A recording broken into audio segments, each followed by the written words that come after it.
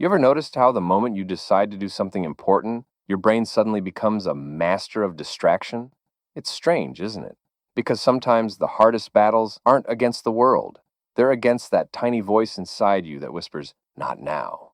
You sit before your task, and suddenly it feels like wading through mud, invisible, heavy, endless, like your mind suddenly builds a wall between you and that task. You know it matters. You even want to do it, but somehow you just don't. You reach for your phone, you tell yourself, "I'll start after one video," and then the guilt kicks in. I've been there. So has everyone who's ever tried to change. You must know this. You're not lazy, you're not weak. Your brain is just doing what it was designed to do, protect you from discomfort. It's wired for safety, not growth. But what if there was a way to work with that wiring instead of fighting against it? A way to gently train your mind to do the hard things consistently, calmly, and without burning out? Yes, there is. And let's call it the Lotus Method. Just like the lotus rises through muddy water to bloom beautifully above the surface, this method helps you move through mental resistance, that mud of self-doubt, procrastination, and fear, so you can reach clarity and action. The Lotus Method has 5 phases: awareness, flow, stillness, intention, and patience. Each one is like a petal opening, one by one, until you find yourself doing the things you once avoided, almost effortlessly. Everything begins with awareness. You can't change what you can't see. Most of us are so caught inside our thoughts that we never notice the tiny moment when resistance first appears. That split second when your brain says, "Let's do something easier." That's the exact doorway between who you are and who you want to be.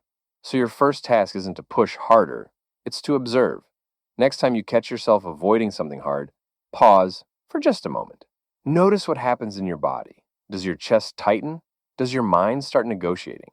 Don't judge it. Don't fight it. Just notice it, like a scientist observing an experiment. When you find that resistance, something powerful happens. You've just moved from being in the resistance to watching it. That distance gives you choice. That's awareness. That's the first pedal. Once you've seen the resistance, don't try to bulldoze it.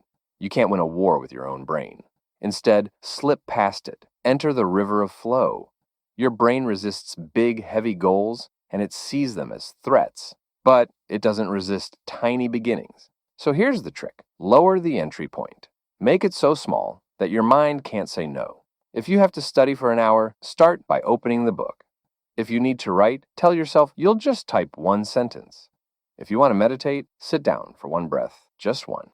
Once you start moving, momentum quietly takes over. That's the beauty of flow.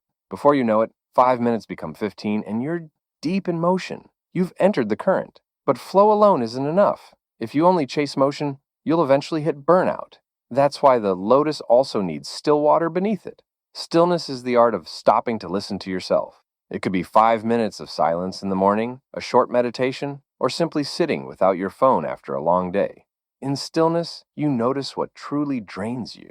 You see what you're running from. You discover that most resistance is born not from laziness, but from overwhelm. When I started adding moments of stillness to my day, just breathing, letting thoughts drift by, I realized that my brain wasn't the enemy. It was just tired, overstimulated, scared of failing again. Stillness gives your mind oxygen. It resets your nervous systems. You can face hard things without collapsing under pressure. Now comes intention, the fourth pedal. This is where you stop being vague about your goals and get precise about your actions. When you sit down to work, know exactly what you're here to do. Not write a book, but write the first 500 words of the introduction. Not get fit, but do 20 minutes of stretching.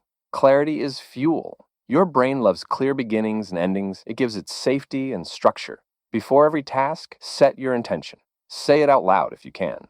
Right now, I'm going to focus on this one thing, nothing else. Then protect that intention fiercely. Turn off distractions, silence notifications, create a ritual, maybe a deep breath, a cup of tea, or a single note that reminds your mind, we're entering focus. You'll be amazed how fast your focus deepens when you approach it with intention instead of anxiety.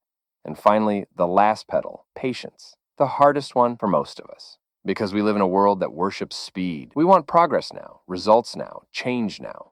But the lotus doesn't bloom overnight. For days, it's hidden beneath the water, building its roots unseen. Only when the foundation is ready does it rise and open. Your growth is no different. You may not see results immediately. You may relapse, procrastinate again, feel like nothing's working. But that's just the mud, and the mud is necessary. Every small act of showing up, every moment you choose awareness over autopilot, every time you return to your focus, that's progress. Even if you can't see it yet, be patient with yourself. You are rewiring a brain that's spent years avoiding discomfort. That takes time, but once it happens, it lasts. So, how do you live the Lotus Method in your daily life? It's not a rigid schedule, it's a rhythm. Start your morning with awareness, just 1 minute of noticing your thoughts before you touch your phone. Ease into action with small flow sessions, tiny beginnings that grow into momentum. Include stillness somewhere in your day. Even 2 minutes of silence is enough. Act with intention. One focused block of work where you give your full attention to a single goal. And end your day with patience. Review what went right, smile at what didn't, and remind yourself that you're still growing. Do this for 2 weeks and watch your brain begin to obey, not out of fear or force, but out of trust. So, remember this. Your brain is not your enemy.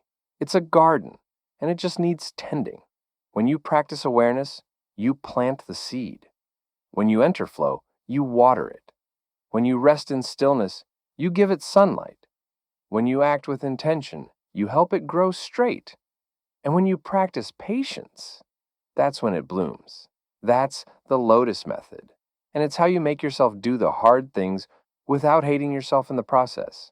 If this message resonates with you, share it with someone who's been struggling to stay consistent. Because we all have mud to rise through, but not everyone remembers there's a lotus waiting underneath. Thank you for listening, and this is just the beginning. In the next step, I'll show you 12 brain exercises that strengthen the very circuits of focus and discipline we talked about today. Click here and keep your growth in motion.